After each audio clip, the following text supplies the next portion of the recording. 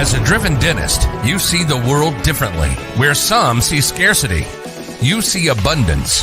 When others want to give up, you keep going. You're building an amazing life of significance. That means you can't rely on ordinary advice from ordinary advisors to get to your goals. You want advice that's going to help maximize your net worth so you can take even better care of the people you love, the causes you care about, and make your dent in the universe. But the fact is, this advice remains hidden because relatively few professionals are well versed in them, and the extremely affluent don't care to let you know about them. Join us as we pull back the curtain to reveal the often hidden advice and strategies used by today's most successful individuals and families. Welcome to Dental Wealth Nation. Here's your host, Tim McNeely. Wow, I am so excited to have you here with us. In fear, it's a natural part of life. We may fear spiders, we may fear the unknown, and if you're a dentist, you may fear that DSO coming in next door to you. That's why I'm so excited about today, is because by the time we finish, you're going to know why you don't have to fear that DSO next door, and you're going to know how to invest and grow your own practice. You're going to have a much better understanding of really how to structure your dental practice as the business that it is, and you're going to feel more confident about your future moving forward, and you're going to feel more confident about the health of your dental practice. And so excited to have Vin Cardillo with us today of Mava Dental Advisors. And Vin he's built and he's sold DSOs, and he's here to help you learn how to do the same. Vin, welcome to the show. Tim, thanks so much. I feel honored to be on your show and to share any thoughts and knowledge and education to your group. Well, thank you. It's a joy to talk to you. And I'll tell you, it's such an important topic today because DSOs aren't just a small part of the market anymore, are they? No, I mean, I've gotten involved in the DSO in the 90s. And, after I sold my first one in the early 2000s, I thought it was all over. I was like, well, I guess this is the end of it. And it has not stopped moving forward. There are probably today 180 institutional investors investing in dentistry. And because there's that many, they have a mandate to continue to buy or invest in dentistry. So they're moving. Yeah. Well, take us back to your first DSO and getting involved in that. Give us a little bit of your background and what role you played in that and how that came together and what happened. Yeah. So I was getting my MBA in the 90s, and I had a friend of mine that was managing 3 dental offices. And, I wanted to be an entrepreneur. I wasn't really prepared to go into the Fortune 500 world. So my friend and I chatted about the opportunity, and I asked to see, how do these dental practices run? What are the numbers like? And after seeing them, we decided that we would try and do a DSO on our own in Massachusetts, and we did. So in the late 90s, probably 1996, I think we were the first DSO, non-dentist DSO, if you would, in Massachusetts. So my friend knew the operations piece. We had a dentist partner that he knew. And then I was able to get us financing from the banks based on the numbers. And, we opened up and we didn't have any money in the bank the day we opened. So we had to succeed. We didn't have a choice. And in our first year, we did $900,000. So my partner and I separated shortly thereafter. And then I proceeded to grow to 5 locations in my 20s, and then ended up selling it in my 30s to a group called Great Expressions out of Michigan. And I had 6 locations at the time. And I was in charge of the Northeast operationally for them. And over 3 years, when I sold to that group, they had 40 locations. With my 6, it was 46. And in 3 years, that group grew to about 70. And then my contract was up, so I took some time off. And then after a couple of dentist friends of mine that had sold a Heartland right around the same time I did in Florida, their non-competes were up and they were back in the business. And, we chatted on how we might work together. One of the reasons I sold originally was that I didn't have a strong clinical director or clinical partner. So this was a good opportunity because these guys were dentists. They understood it. They've been there and done that. So in January of 11, I moved to Florida and we started a new group with 3 offices. And in 28 months, we had 31 and we sold it to a private equity firm. Wow. I mean, that's absolutely amazing. And I'm guessing along this journey, you've learned a couple of things, haven't you? Yeah, I made a lot of mistakes. And that's why Nava Dental Advisors does what it does today, is because we just kind of help people not make the same mistakes that I did. So once again, kind of going back, right? If you could have a conversation with your earlier self and share some of those mistakes and say, don't do that, what would be a couple of those things that you would tell your former self not to do? Yeah, that's a great question. That's a real good question. I mean, I think, you've got to, this is kind of beat up and I don't want to say it so much. You have to understand your culture. You have to know who you are, right? And you have to communicate to the team. And then you have to follow through to make sure they understand it. Just having your once a year meeting saying, okay, these are the mission, purpose, values is not enough, because when you do it in that fashion and you ask the team, they'll never know, right? So it's got to be plastered everywhere. You've got to do incentives around it. So you've got to get everyone on that team rowing the same boat. When I was younger, I was just like, you know what? I'm going to just trudge forward myself. Yeah, you can do it that way. You're going to burn through a lot of people and it's going to take you a lot longer, and you're going to get gray hair like I do, like I have. So really kind of that starting point is just getting clear on who you are, what you're creating, and then being able to communicate that well to the team around you so you can get everyone rowing in the same direction, so to speak. Exactly. So if you can capture that at one location, then going to the second one becomes much easier because everyone understands where we're going, how we're doing it, what our culture is like. And then after then you get into the business aspect of it, right? What KPIs are we looking at? How often do we get the P&L? How is our marketing campaigns going? But that's your typical blocking and tackling for the administrative team, if you would. Okay. And I think having that organizational chart is imperative of who reports to who and why. And it's not to create hierarchy. It's just to create accountability, and it allows you to train those people in those roles that are one where they're accountable for other people. It gives you the opportunity to grow those people, because this whole, I don't know, practice of dentistry, if you would, it's about patients, and it's about doctors, and it's about hygienists and the rest of the team. So it's a people practice, it's a people organization, it's a people business. So your success is going to be based on how many people you can grow. Interesting, right? And I think that's such a great insight that you offer, because I think so often, maybe if you're a dentist listening to this, you're thinking, you know what, by the time I get to my second or third location, then I'll worry about the mission and the vision and the why and the purpose, right?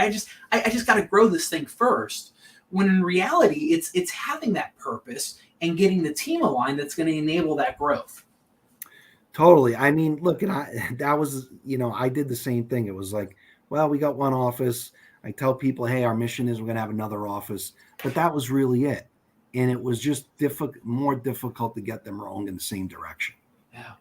Wow. So let's talk about a little bit about just kind of that journey to a DSO owner and what that looks like. And we've already touched a little bit on that first piece, which is just getting clear on your mission, your vision, your why. Even if you've got one office or you're thinking about buying your first office, you really should go into it with some clarity. But kind of walk us through, what does this journey to really becoming a DSO owner look like? Yeah, I think it's, hey, look, you have a vision, whatever that vision may be, that you want to provide the best service for patients in your community, and you don't feel that someone in your market can do it to that level, and you're just inspired to do so, right? Or you're inspired because you think it's a good investment, which it is. And it's one or two of those, or a third is philanthropic, right? You're doing it for a philanthropic reason, and you have to get some coaching, I think, from a mentor or from whomever, because unfortunately, dental schools are teaching dentists to be providers, and the energy that you have to put into being a provider all day long, and then to running the business aspect of it, is just too much. I think it's too much for one person to be able to do well for an extended period of time. And I think some dentists feel like they have to be great at both of those. And I think, people put a lot of pressure on themselves for that. I mean, at the end of the day, like we talked about, we got to deliver the right care for the patient, because if the patient's happy, they're going to come back and they're going to tell someone else. And that's how you have a business, to provide the care. Yeah. Okay. So right, once again, kind of that clarity, and right, getting a mentor is so important, because they don't teach you this stuff in dental school, right? I always like to joke, dentists are great with numbers as long as those numbers are 1 to 32, right? The number of teeth in a human mouth. Aside from that, things get a little bit fuzzy. And so just that business acumen and working with people who know how to do this, right? You learn from their mistakes so you don't have to make the same ones. Yeah. And then the systems, right?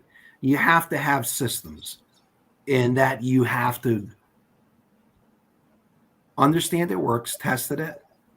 You have to put it together in documentation, in a manual or some sort, even in the beginning, if it's bullet points, right? It's got to become a tool that says, okay, when a new patient comes in, we do A through Z. They go to hygiene first, and they go to hygiene, it's A through Z again, just listing those. And it doesn't have to be, a 25-page manual or anything elaborate in the beginning, but it's something that you're testing, and that it works, and it's documented.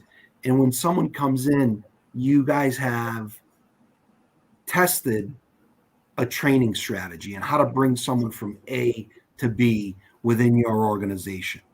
So you have those, you learn about the key performance indicators of a dental practice, which ones are important.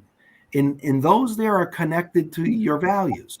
Because if you go, sign up for one of these dashboards that are out there, the data, there's too much data, right? And that all those data points are not for everyone, but the data points that are connected to your core values, most of them are important. Right. So, you need to understand your productivity levels. We like to go productivity, gross and net per hour, right? Hygiene, if you're big into perio, you have to track your perio percentage. So the percentage of the procedures that the hygienists do that are perio related, right? And there are benchmarks in the industry. And one of the most important things is the profit and loss statement, right? You have to get someone to provide you with the profit and loss statement every month that you understand. If you don't understand it, you have to ask that person, look, go through it with me. And what we see is a profit and loss statement that has 80 line items. Now, my job as an operator, when I owned groups, or I was a COO or a partner, you have to be able to, if you're managing 42 offices, right, and we're looking at profit and loss statements, you can't look at all 82 because there's not a benchmark for 82 expense line items, but there is a benchmark for 15 of them, right? So our profit and loss statements that we have are 15, 16 line items. And everyone knows what the benchmark is for each one of those line items. So having that every month, so you understand it and you know, hey, look, our dental supplies is supposed to be 5.5%. We're at 7%. You know that, hey, guys, we got to work on this. What can we do to make this better? You know what? Let's put a budget up and say, hey, let's get 5.5% of our last month's collections. Let's put it up on a sheet, and whoever orders, as you order, subtract it. I mean, it can be that simple.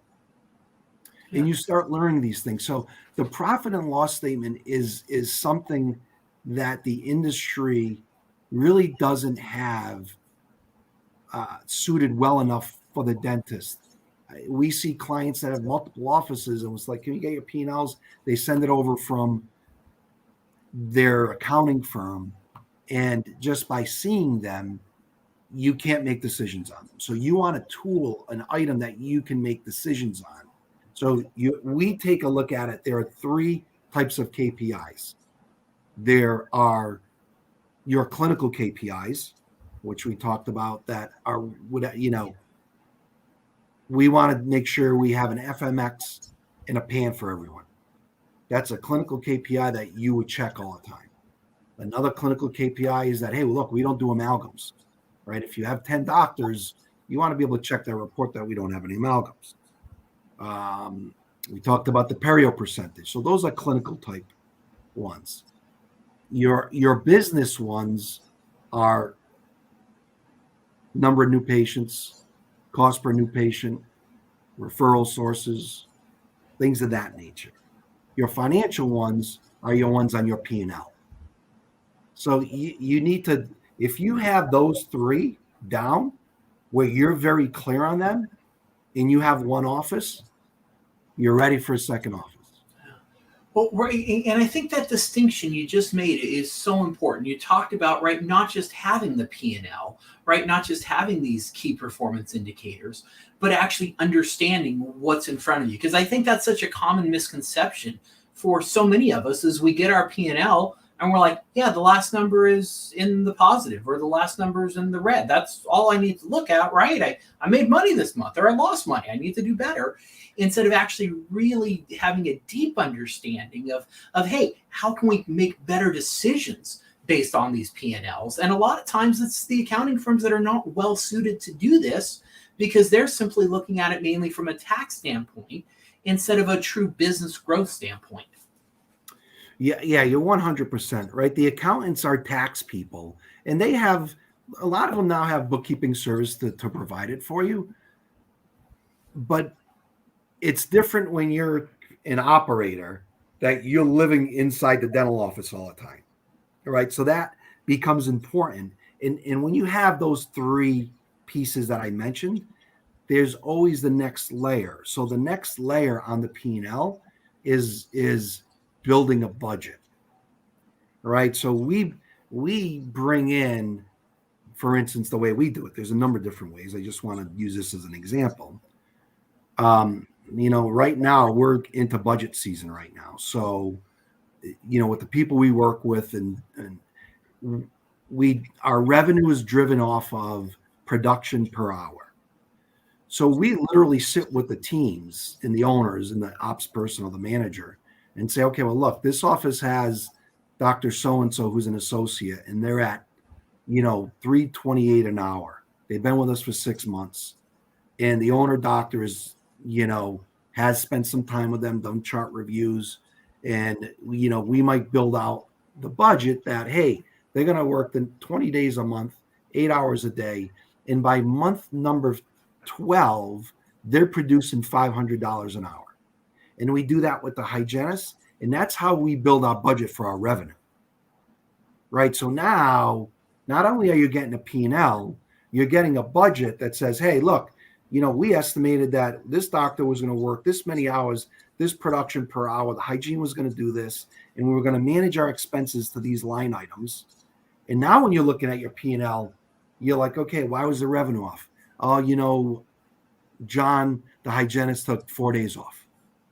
Or, we had Dr. Smith at 320, he was at 180. What happened, right? Mm-hmm. So that whole level right there it's a whole nother extension of where we would go, right? Yeah.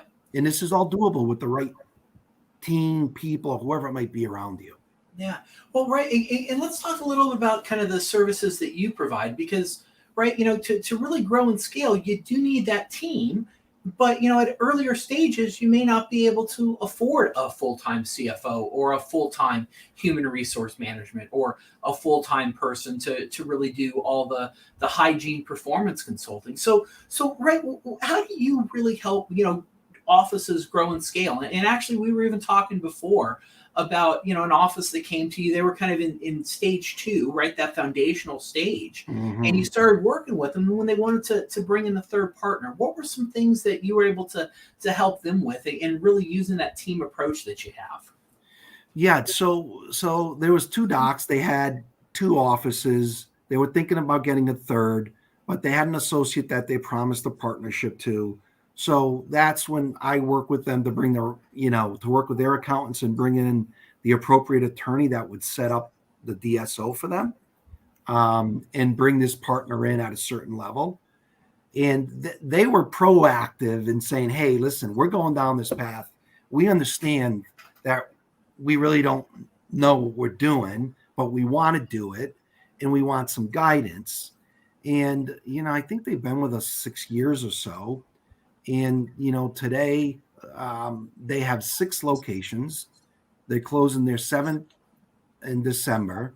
They're bringing in another partner with the practice, their 8th in December. And their 9th is coming in Q1 of next year. And this is all very slow strategic growth, with local bank debt, nothing crazy, nothing high leveraged. And we were able to do that because we worked with them initially saying, okay, docs, where do you guys want to be in 5 years?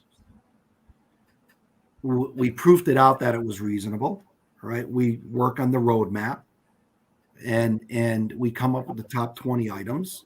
And immediately the first thing we do is we have our weekly call with the owners and their manager, let's say, or their ops person. In this position, in this situation, they have a manager, and it's all about grown people. So our job was to grow and see if that manager could become their director of operations. Fast forward, that person's still there. They got 78 employees. Now, she's got, she's managing all the other operations. But just like you said, at that stage 2, which is 2 to 3 locations, that's the hardest stage, because what we see is a doctor that's running around from office to office a day a week, has one admin day, and maybe their main office there 2 days a week. And if they don't go to those other offices, those other practices are not profitable. And they might be a little bit of a micromanager and haven't put the systems in place or the accountability in place. So all the people, 30 people, report to them.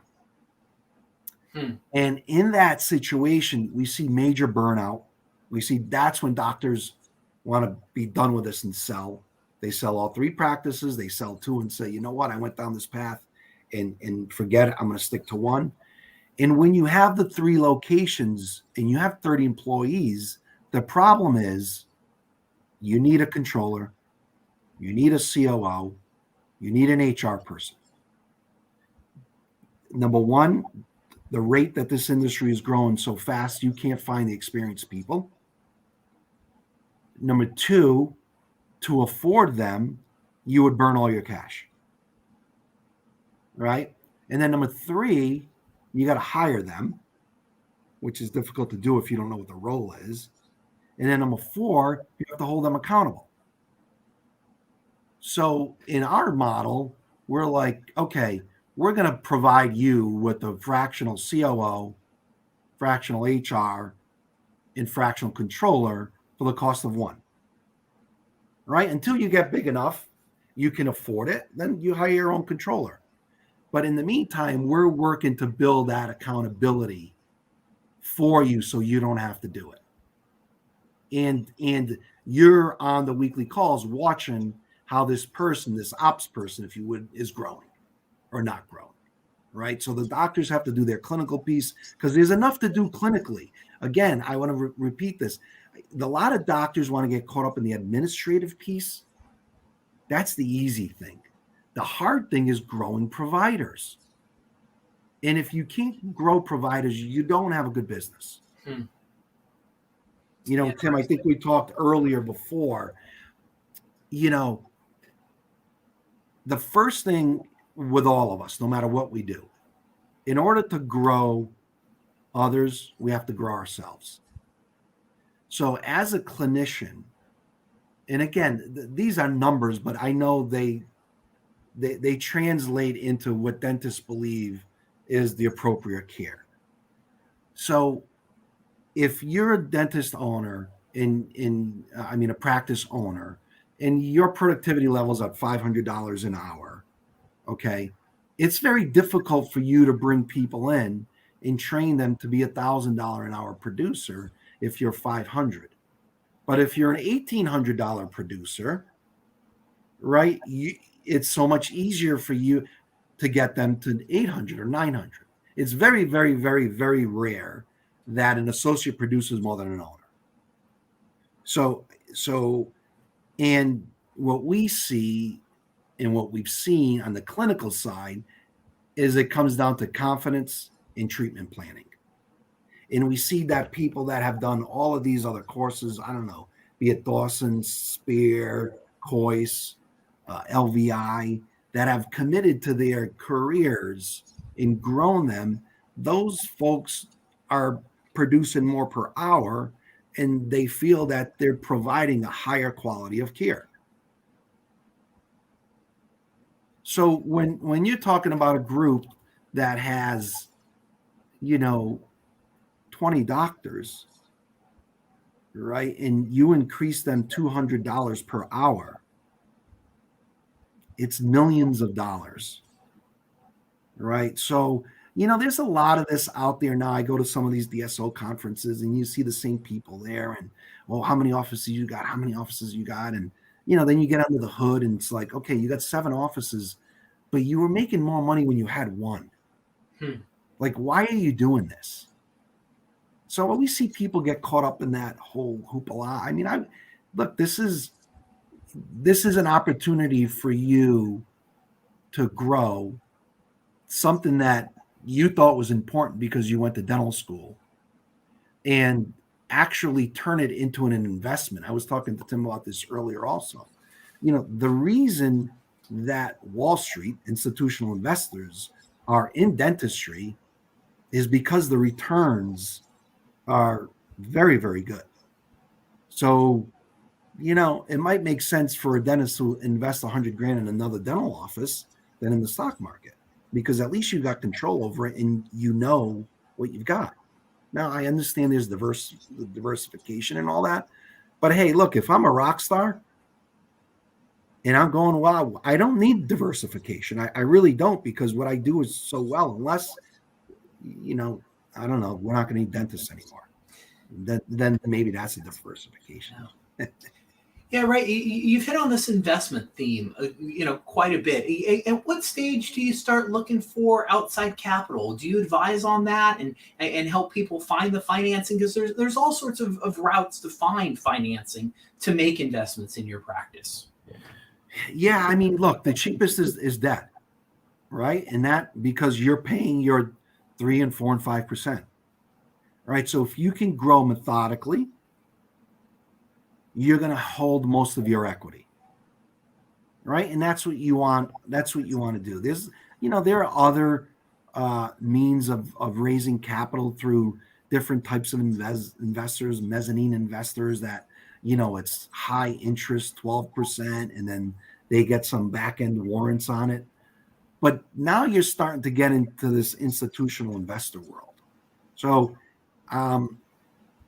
it's just,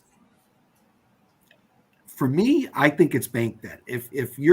Because you're going to control your own destiny. And if you can grow on bank debt and do it well, you're going to build a great business. Yeah. And if you need different types of money, it's probably because you want to go too fast. Yeah, right. I'm thinking of the example you just gave where, right, someone scales to 7, 8, 10 practices or whatever it is. And you're like, you were making more money when you had 2. And so, right, it's important to do this right and keep your reason and your why right front and center to make sure you really are doing this in a way that makes sense. Because, right, if you just are busier but making less money, that's not necessarily a good equation, is it? Correct. I mean, one of the things that we do with our clients for the most part, if you have an office or, doing less than $1 million, you should not go after another one.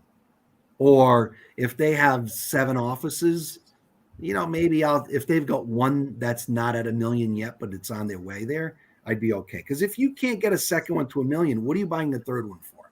Yeah. Because you really need $1 million to make the appropriate money. Yeah. So what are the traits and the mindsets that you see of really the successful dentists and owners who are able to really play this game well? I mean, look, you have to have, and it sounds like it's your group, right? You've got to have an abundance mentality. Look, there are a few doctors out there that have been very, very successful on their own, right? But we see the ones that are abundant are out there always trying to get help, because you're paying for it one way or the other, right? You either pay for it mistakes like I did, or you pay someone so you don't have the mistakes, right? And these people are constantly trying. Again, they're growing themselves. They're growing themselves first. They are very good providers.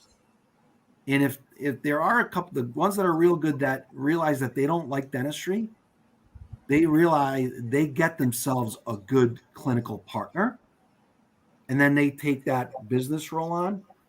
But they're constantly growing, constantly learning from others, constantly trying to find, hey, what's Vin doing? How could he help us? Or Vin, who do you know that might be able to help us in here, right? They're always driving forward. Right. And it's your group because they're with you and they're trying to learn. Right. So I think that's an important trait. But the most important thing I would say is focus on, number 1, making the patients happy, and number 2, growing your providers. Growing yourself and your providers. Yeah. No, if you do those 3, the rest will come. Yeah. Very powerful. Now, I also love what you talk about. I'm going to do a quick screen share here and put this up. But you talk about, really kind of the 6 stages of growth here. And right, so we're looking at this, right, and I love this. Just give us a real high level overview of kind of that sole practitioner, the entrepreneurial, the foundation, the platform for growth, and then all the way up to leadership and vision at the top here. Yeah, so your sole practitioner, you're your own office, right? You're running your own practice, and you're doing your own things. You're an entrepreneur. At the end of the day, you are an entrepreneur for having one practice. But dentistry has been so good to people that the sole practitioner has been very lucky in the past and able to be successful. Yeah. Right. So the minute you go on to this second location and you become more entrepreneurial, this stage 2 is that one that I spoke about before. It's 2 to 3 locations, 2 to 4, somewhere in there. I like it to 3 that we see that failure, where it's a critical point to get yourself set up correctly. If you graduate out of number 2 correctly, and you do it correctly, you're going to slowly go through the others. Right. And that there is being able to get that bookkeeper that can help you where you need them. Get someone to help you on the HR side. Get someone that's got that operational experience that can guide you there. And build that corporate infrastructure in that corporate org chart of who reports to who. And have your systems in place. So now when you're getting to your foundational development, which is 4 to 9, now you're like, okay, well, now I have the back office infrastructure in place, or the practice support center, right? We have an ops person full-time. We've got, we're evaluating posting of the checks where that's going to happen. We've got a bookkeeper in there full-time. We've got someone managing the HR full-time, or we've got the right people around us. And our systems are now working because we can duplicate them, and we've identified our business, clinical, and operational KPIs, or business, financial, and business ones. In clinical, right? So we've identified, we keep using those, and we have shown that we can grow our providers because we've gone from one practice to the next and haven't lost, or we've grown them. Right. So the practices that are real successful are the ones that can grow a $500,000 practice to $1 million in 1 year. And you should be able to do that. The problem becomes at some point when you get to the foundation, the platform for growth, and you've got too many offices, it becomes too hard because you don't have that talent to do that. Right. So when you get to the foundational development, now you're talking 10 to 20 locations. Now you're putting in the full-time people in this this practice support center. And you've now been able to flush out what you want to centralize and not centralize, what you want to outsource and not outsource. People have call centers. People don't have call centers. Call centers, I think, is something for 30 offices or more. But are you going to post checks centrally? Are you going to do insurance centrally? Are you going to keep it at the office level? Are you going to outsource some functions like insurance claim processing to another party? Now we're seeing people doing all of the AR, right? We've got dental billing companies now, right? 20 years ago, that really didn't exist. Today, is it cheaper for you to do it or to pay the 3%? So now you're really creating that foundation. You got 10 to 20 locations. Your platform is, 20 to 30. Now you've got a platform, and now you're starting to repeat, right? You go to your organizational evolution. Now you're getting layers within your departments that are corporate. So your accounting team now has departments. They got an AP department. They got a payroll department, and you're really building that out. And you've really proved out your model on how you're acquiring practices or partnering with practices, right? And once you hit that 40 and over, you're rinsing and repeating, and you're really focusing high level. That was quick. I know it was quick. Yeah, no, but I think it's just such a valuable model that you offer because, right, these are not skills that you get in dental school. These are not skills that you can necessarily even pick up by reading a book, right? You need the team to do this. You need the people, and I love that so much. And I think that's the big takeaway I'm getting today. And I hope that if you're listening also, it's about growing people within your organization and growing those roles and really teaching people how to be leaders of your organization. And Perfect. So, and actually, you've got a copy of this ebook that people can download. I've put the link in. I would encourage you to grab a copy of it. Super, super valuable. Yeah, that would go through those stages a whole lot better than I just verbalized them. Yeah, so no, I encourage you to grab that if you want to go deep on that. And so, right, we've been talking about, right, how do you really move from that sole practitioner to DSO owner? And, right, lots of different hats to wear, but the great thing is you can develop leaders to wear those different hats and really start this process. And, I'm just wondering, right, is there kind of a standard approach that doctors can take to doing this, right? Is there a standard way of doing this? Well, I mean, I think it's a standard way of doing it, right? I think it's, many of the items that we've discussed here, right? It's getting that culture down, getting those KPIs by those three: operational, finance, and clinical KPIs, monitoring them, knowing your financial numbers, growing yourself to be a better provider, making sure your patients are happy, and growing your team, making sure your team's happy and growing them. I think that's all I got for you. I wish it could be more complex than that, but there's a lot right there. Yeah. There's a lot right there. Each one of those items, right? It sounds so simple, but each one could take a lifetime to master and really do well. And that's why I think to accelerate your success, like you mentioned, you need mentors, you need coaches, you need the right team around you to really do this well. Right. I mean, it just saves you time and energy, right? Yep. And getting, because you got to figure out the model that you're going to have your core values of who you are, where you're going. But once you get to that platform, that, emerging space there where you got 4 to 9 locations, before then you can play around. Maybe you're going to partner in one office and you got associates elsewhere. After you leave 4 offices, you really got to commit to a model. Right, because I've seen people create big messes where they got partners in 3 offices and they got their own 5 offices here, and now they've got this DSO and they're charging the office that their partner's in a certain amount of money, and that partner's getting mad, and it's like whoa, and now you're just spending, a lot of time, energy, and money in dismantling partnerships. Yeah.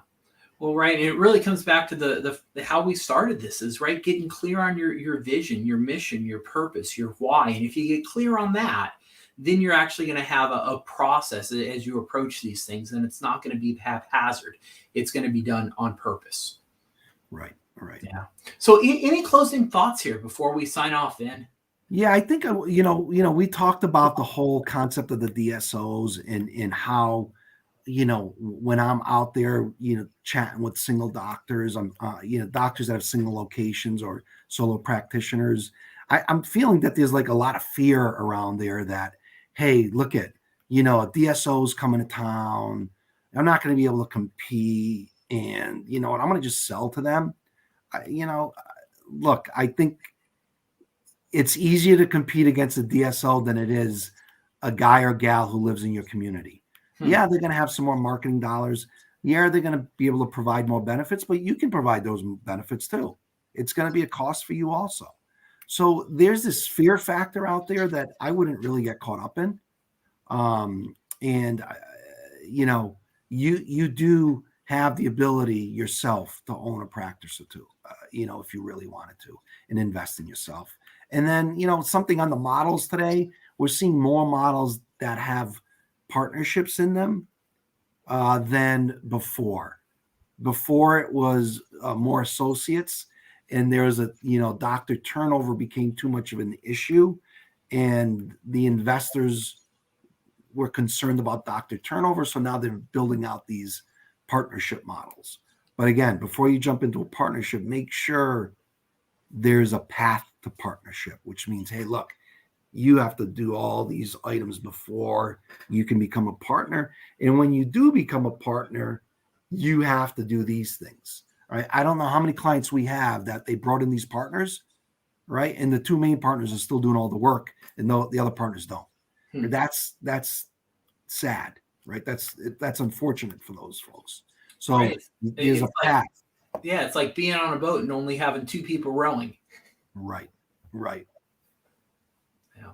Well, excellent. Well, hey, thank you for sharing so generously with you. I know I certainly have a much better understanding of just kind of, what are the systems? What are the processes? What are the core things that you should focus on in your practice?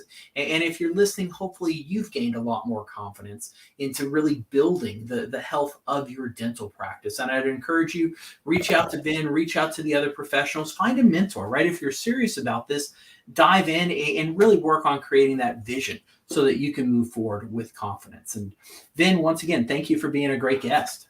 Yeah, thank you so much, Tim, and I appreciate the opportunity, and I hope I was helpful to you and the community. Yeah, absolutely. And like I end every episode, right? We don't want you to just listen to these things. We want you to get out there and implement them, because if you implement them, you're going to be able to build that amazing life of significance, and you're going to be able to do it quicker and with less effort than ever before. Until next time, we'll see you again soon on Dental Wealth Nation. You've been listening to Dental Wealth Nation.